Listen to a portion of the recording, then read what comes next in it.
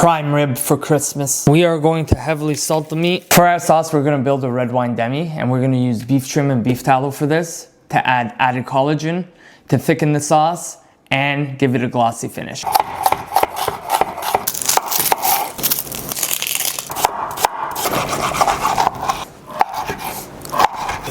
Beef fat, our beef trim, in with our veg, red wine, pork, our beef stock. Reduce for 4 hours. Butter, cauliflower, molasses, our cartouche. For our crust, eggs. We need the proteins in the eggs to create a Maillard reaction to develop a better crust. Horseradish, rosemary, thyme, and chili flakes, black pepper, garlic. This has been cooking for 90 minutes now. We're gonna let it rest for 45 and then finish at 500 fare for 7 minutes.